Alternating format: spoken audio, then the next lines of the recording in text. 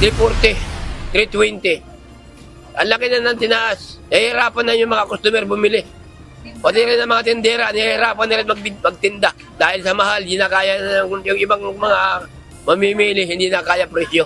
Nahihirapan na ang ilang nagtitinda na maibenta ang kanilang panindang karne ng baboy sa isang palengke sa Quezon City. Nagkakahalaga ng 380 pesos hanggang 420 pesos ang presyo ng baboy rito, depende sa kung anong parte ang bibilhin.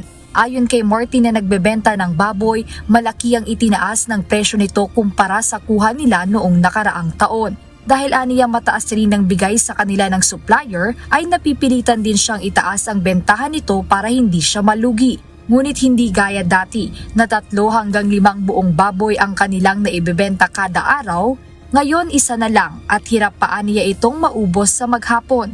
Nahihirapan. Dati marami kami magtinda, ngayon kunti na lang. Minsan wala kaming tinda dahil yata mo na kami magtinda dahil nalulugi kami. Pagod ka na, wala ka bang kita. Para naman kay Danny na bumibili ng baboy bilang pang-ulam, kaunti na lang ang kanyang nabibili kumpara dati dahil sa taas ng presyo nito ngayon. Inahati-hati na lang namin maghapon. Bihira na lang po. Sa loob ng isang linggo, dalawa, minsan 3. Yeah. Mahal. Mabigat para sa amin kasi kami wala naman kami pinagkikitaan. Bagamat malaki ang naging epekto ng African swine fever sa mga baboy, sinabi ni Agriculture Assistant Secretary Arnel de Mesa na tumaas na ngayon ang inventory ng baboy at malaki rin ang import data ng ating bansa sa karneng baboy. Ayon sa Department of Agriculture, kasunod ng paglalagay nila ng maximum suggested retail price sa bigas, pinag-aaralan o plano na rin nila ngayon ito para naman sa karne ng baboy.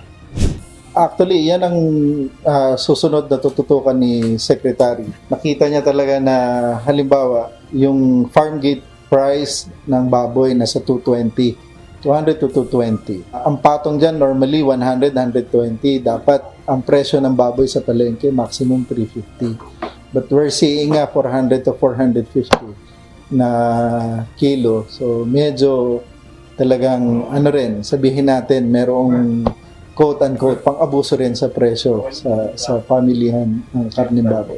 Dagdag pa ni ASEC de Mesa, kasama sa pinag-aaralan ngayon ng ahensya ay kung ano ang tamang MSRP na dapat ilagay para sa karne ng baboy. Similar to rice, kailangan busisiin mabuti.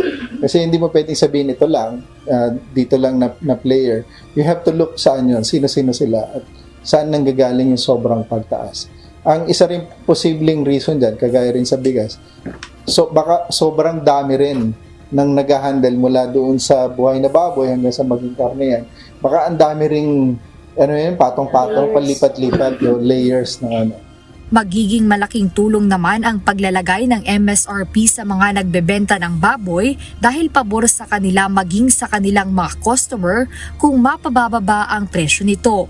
Maganda yun kung ibaba nila ng malaki para medyo hindi kami mahirapan, hindi rin mahirapan yung mga namimili, hindi rin kami mahirapan itinda. Jed Neresina, UNTV News and Rescue. Diyos ang aming sandigan, serbisyo publiko ang aming pinahahalagahan.